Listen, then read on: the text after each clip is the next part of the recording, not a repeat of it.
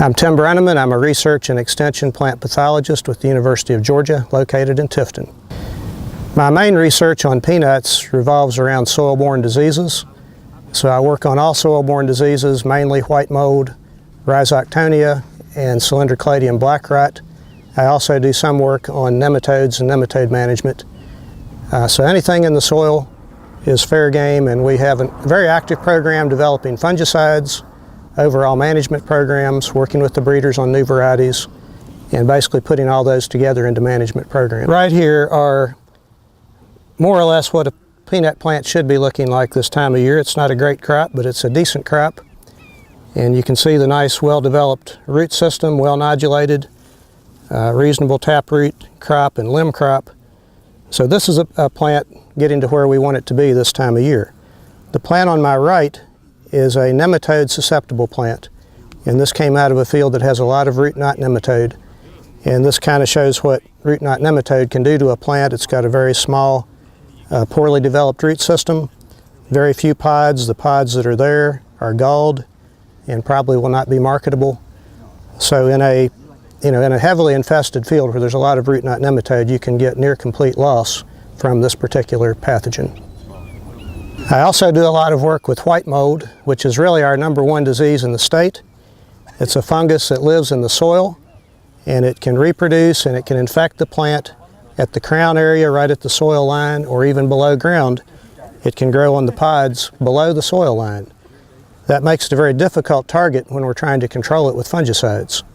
And it can also be hard to detect because the peanut grower may not realize the disease is there when it occurs below ground. But it's very damaging. You can see the type of loss. This is the infected plant here where the fungus starts. Almost complete loss of pods, and the plant will actually die many times by the end of the season as well. So we're working a lot with new fungicides. We're doing a lot to try to improve control with the fungicides we have. Because it occurs below ground, we're doing things like night spraying when the leaves are folded to improve penetration to get more fungicide here where it needs to be. We've done work with early season banded sprays when the peanuts are small, and we can concentrate fungicide in this area, which is very difficult to do later in the season once the plants get big. So there's a number of things when we're trying to control this particular disease in the soil and around the crown of the plant. A number of things we have to do different in our spray programs to really get the best control as compared to spraying for leaf spot or rust or some of the foliar pathogens. The other area we're really excited about right now is some of the new varieties and some of the genetic resistance we have.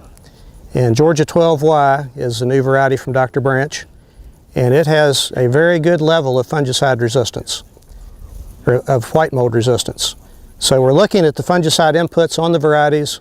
When we have a variety like 12Y, we can use less fungicide, we can use cheaper fungicides, we can spend less money to manage white mold because we have a good level of resistance in the cultivar. Our current cultivar that we grow mainly is Georgia 06G. That variety is very susceptible to white mold.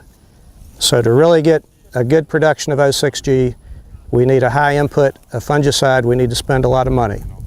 And I think with some of the newer varieties coming like 12Y, we're going to have a lot more of a baseline level of resistance. We can spend less money and still get the high yields that we need to have.